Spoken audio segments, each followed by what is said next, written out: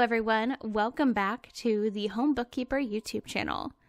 I'm Emily, the Home Bookkeeper, and I'll be helping you to make sense of money, freedom, and the modern economy with this new series, Money Mysteries. Today's topic hits at the heart of what so many of us feel but can't always explain. Why does the American dream, the idea of home ownership, financial security, and a comfortable life, feel so out of reach for our generation?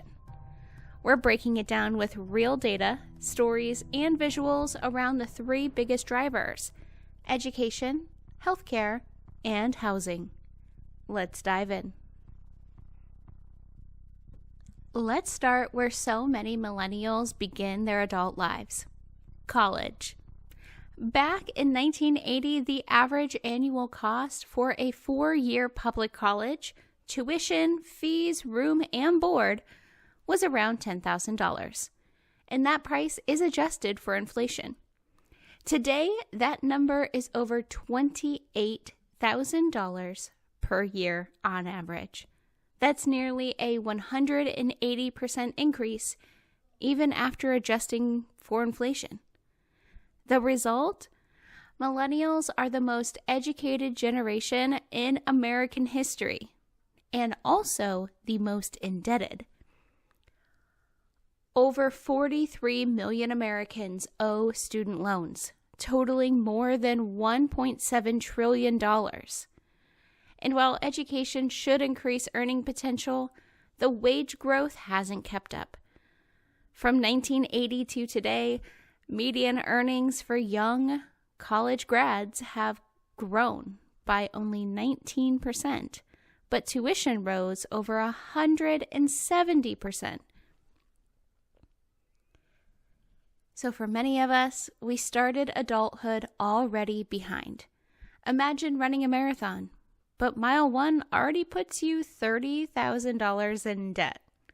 That's how the American dream starts for millions of millennials. Even worse, many degrees no longer guarantee stable careers. Gig work, automation, and inflation have made it harder to use that education as a ticket to the middle class.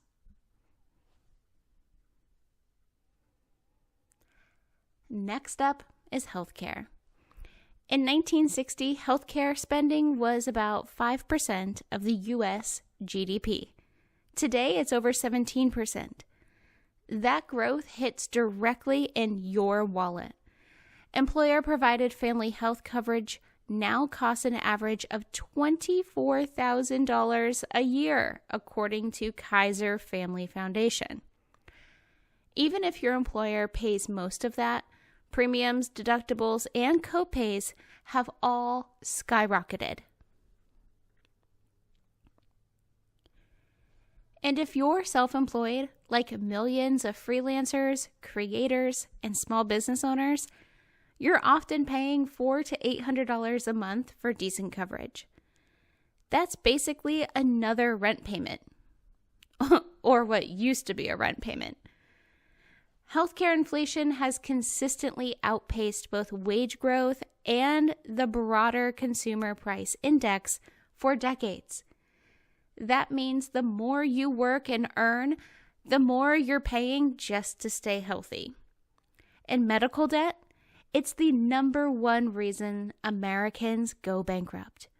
So even if you're doing everything quote unquote right, saving, budgeting, working, one hospital bill can wipe out years of progress towards that American dream. And now, the cornerstone of the American dream: home ownership. For our parents, buying a home was the definition of making it. But let's compare their reality to ours. In 1985, the median home price in the U.S. was about $82,000, around 3 times the median household income. In 2025, the median home price is over $420,000. That's closer to 7 times the median income. Even with low interest rates during the early 2000s, 2010s, that gap made it tough. And in 2025, with mortgage rates hovering around 7%, affordability has collapsed even further. And this new Trump administration is not making anything easier for Americans. The National Association of Realtors says the typical monthly mortgage payment for a median home has more than doubled since 2019. And if you rent instead, well, rents have jumped over 30% in the last 5 years in most American cities. So for millennials trying to save for a down payment, that dream house keeps moving further and further out of reach. Add in property taxes, maintenance, insurance, and suddenly the American dream looks like a subscription you can't afford to renew. So it can't all be bad, right? What about wages? How do wages stack up? Well, since 1980, worker productivity has increased by over 60%. But real wages, what we actually take home after inflation, has only risen about 17%. The translation is that Americans are working harder and longer, but they're not getting any richer.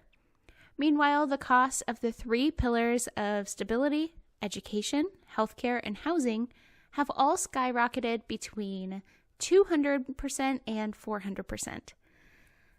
That gap is the heart of the modern financial anxiety. It's not that millennials don't work hard. It's that the math stopped working in our favor. But here's the twist. Maybe the American dream isn't completely dead. Maybe it's just evolving. For many millennials, success isn't the white picket fence and 30-year mortgage. It's financial flexibility. It's remote work. It's starting a business or living abroad. We're trading permanence for freedom. And that's not failure, it's adaptation. Because the truth is, the cost of the old American dream may be higher than ever, but the value of new dreams, the freedom to design your own life, is something money can't fully measure.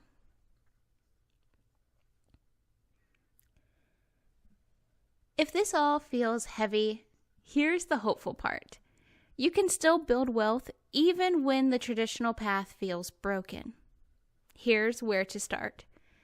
Get clear on your numbers. Track your spending, debt, and income with tools like QuickBooks or Mint. Or you can reach out to me. I do personal financial coaching. You can invest early and consistently. Compound growth is the single biggest equalizer. So go ahead and take advantage when and where you can. Build multiple streams of income. Freelance, side gigs, small business. Our generation has more access than ever before. And then make sure to question the default life plan. Rent longer if it lets you save. Skip overpriced degrees and create your own version of success. And finally, get out there and vote with your wallet and your ballot. Economic policy shapes opportunity, and your voice matters. These upcoming elections are going to mean more than ever before. This country is divided, so get out there and make sure you vote. So the American dream might cost more than ever, but maybe it's no longer about chasing someone else's dream. It's about building your own version of success in a system that wasn't built with you in mind. And if you're watching this right now, you're already doing the work. So keep learning, keep adapting, and keep believing that your version of the dream is still worth building. Thanks for watching. And don't forget to hit like, subscribe, and check out more episodes. And if you're looking to move abroad, check out my Moving Abroad series right here on the Home Bookkeeper channel.